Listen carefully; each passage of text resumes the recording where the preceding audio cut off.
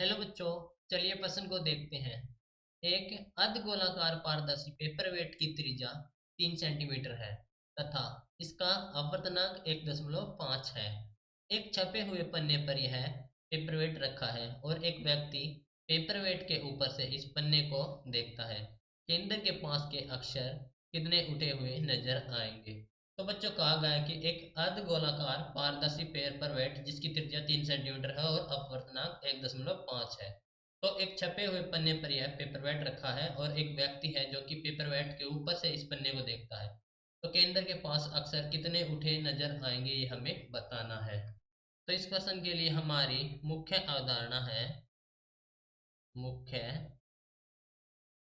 अवधारणा वो है सतहों के लिए अपवर्तन।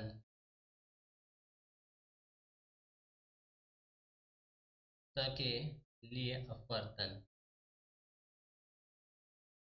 और हम जानते हैं कि सतहों के लिए जब अपवर्तन निकालते हैं, अपवर्तन, तो इसका जो सूत्र होता है mu two upon V minus mu one upon U बराबर है mu two minus mu one upon R. ठीक है। तो देखो कहा गया है कि एक अर्धगोलाकार पारदर्शी पेपरवेट, तो मान लीजिए हमारे पास है अर्धगोलाकार, तो वो कुछ ऐसे होगा और उसकी जो त्रिज्या दे रखी है वो 3 सेंटीमीटर है। जो आर है 3 सेंटीमीटर है और जो अपवर्तनांक है वो है 1.5। ठीक है। तो देखो क्या होगा, इसको थोड़ा देखें जूम करके तो ये कुछ ऐसे दिखाई देगा। मान लीजिए हमारे पास है पेपर और जो सतह हमारे पास है और जो ये हो जाएगा कुछ ऐसे ऊपर दिखाई देगा थोड़ा। हाँ ठीक है। तो देखो यहाँ से हमारे पास है, यहाँ पर क्या होगा, अपवर्तन होगा, पहले हवा में फिर कांच में। ठीक है। तो हम निकालेंगे जो समतल सतह है उस पर और उसके बाद जो गोलीय सतह पर अपवर्तन। तो निकालते हैं। सबसे पहले बात करें यहाँ पर समतल सतह के लिए, तो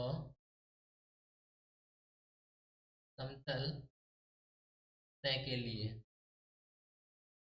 समतल सतह के लिए क्या हो जाए, हमारे पास जो सूत्र है mu two upon V minus mu one upon U बराबर है mu two minus mu one upon R. यही होता है हमारे पास समतल के लिए और गोलीय के लिए।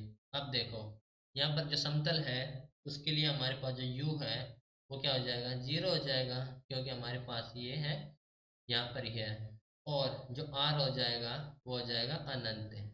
ठीक है, इसे कह सकते हैं हम समतल के लिए, समतल के लिए। यहाँ तक सही है। अब देखो, अब यहाँ पर क्या है, हवा से कांच में जा रहा है, तो क्या होगा, जो हमारे पास म्यू वन हो जाएगा वो हो जाएगा 1 और जो म्यू टू है वो हो जाएगा हमारे पास से, कहा गया है कि इसका अपवर्तनांक 1.5 है, तो ये हो जाएगा म्यू टू 1.5। तो मान निकालते हैं तो ये हो जाएगा हमारे पास से 1.5 भाग में v हमने निकालना है माइनस 1 अपॉन ये हो जाएगा 0 बराबर है 1.5 माइनस 1 भाग में अनंत। यानी कि जो v की वैल्यू आ जाएगी इस केस में वो आ जाएगा हमारे पास 0, यानी कि इसी बिंदु पर बनेगा। तो हम कह सकते हैं इसी बिंदु पर बनेगा, इसी बिंदु पर बनेगा। ठीक है। अब यहाँ पर है क्या होगा, अब गोलीय के लिए निकालेंगे, तो गोलीय सतह के लिए निकालेंगे तो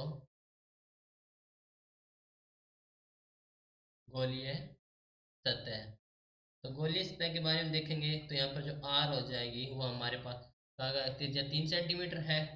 अब देखो आर हो जाएगा हमारे पास सतह से ऊपर हम इसे लेंगे धनात्मक में और सतह से नीचे ऋणात्मक में, तो जो आर हो जाएगा हमारे पास -3 सेंटीमीटर हो जाएगी और जो यू का मान हो जाएगा वो हो जाएगा ऑल्सो -3 सेंटीमीटर। ठीक है।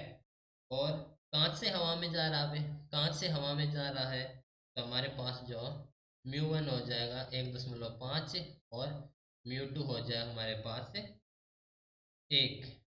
अब मान यहाँ पर रखेंगे सूत्र में, ये हो जाएगा हमारे पास 1/b माइनस ये हो जाएगा 1.5/-3 बराबर है 1 - 1.5 अपॉन हो जाएगा -3। ठीक है, तो यहाँ से जो 1/v का मान निकालेंगे, 1/v ये हो जाएगा -0.5 भाग -3, और ये हो जाएगा -1.5 भाग में 3। ठीक है, तो यहाँ से क्या हो जाएगा, ये हो जाएगा 5 भाग में 30 और -15 भाग में 30।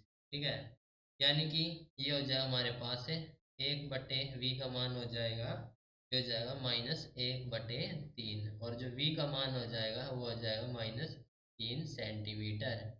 ठीक है, तो यानी कि क्या होगा, -3 सेंटीमीटर की दूरी पर हमारे पास दिखाई देगा। तो यहाँ से हमारे पास हो जाएगा 3 सेंटीमीटर माइनस में, तो यहाँ दिखाई देगा। ठीक है, सही पूछा गया था कि केंद्र के पास के अक्षर कितने उठे हुए नजर आएंगे, तो ये 3 सेंटीमीटर है, ने नजर आएंगे। ठीक है, आशा करता हूँ आपको उत्तर समझ आया होगा। धन्यवाद।